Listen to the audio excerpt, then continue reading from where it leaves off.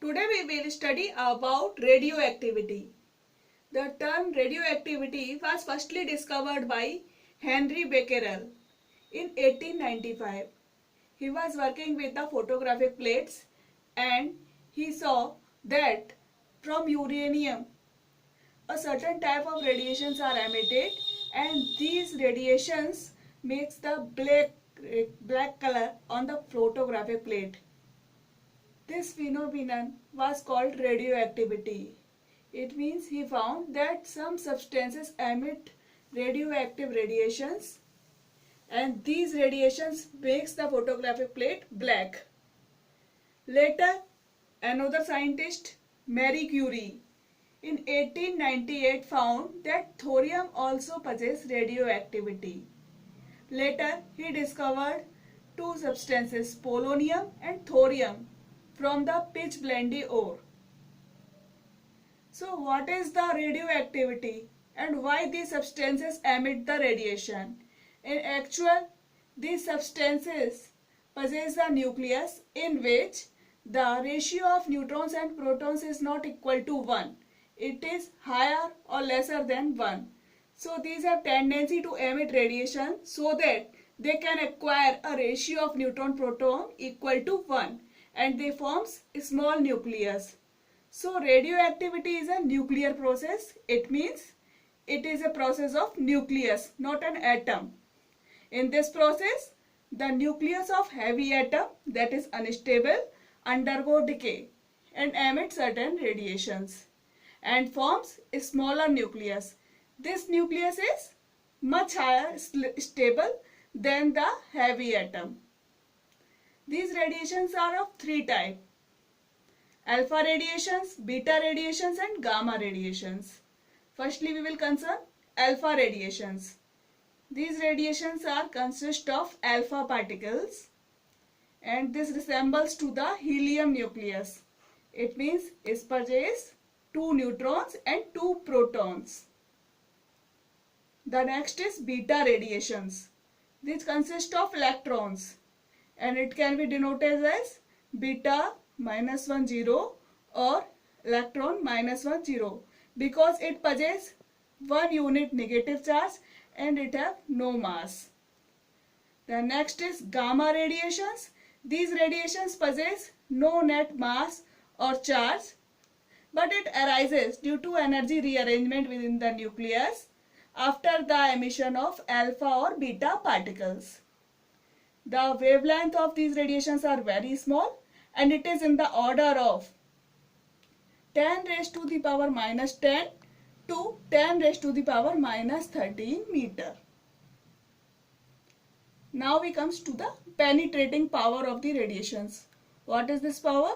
It means the strength with which these radiations can penetrate a thin layer of metal.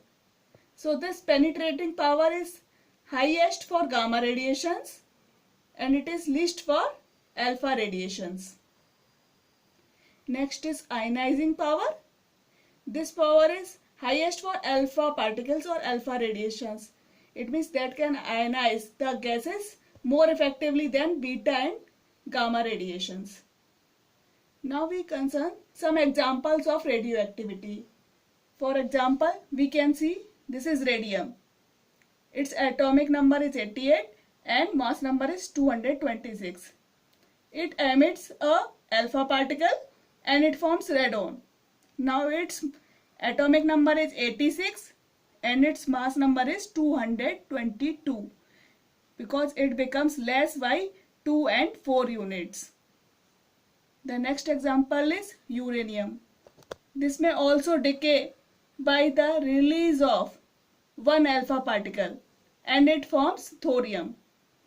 The atomic number of it is 2 less than uranium and its mass number is less by 4 units than the uranium. The next example is thorium can emit a beta particle and it can form protactinium. The atomic number of it is 1 greater than the thorium and its mass number is same as that of thorium. Now we comes to a law that is related to radioactivity.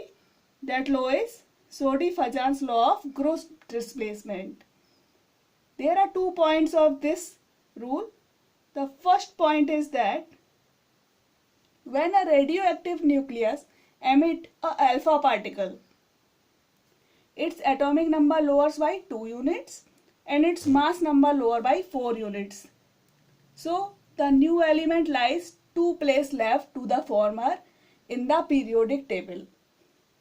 We will concern about the example of this.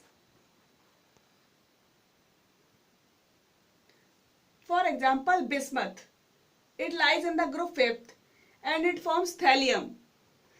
By the emission of an alpha particle, it forms thallium, and this lies in the group 3rd.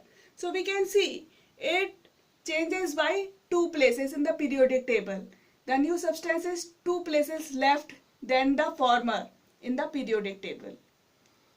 The next rule is when the nucleus emits a beta particle, the atomic number of new element increases by 1 unit and the new element lies 1 place right to the former.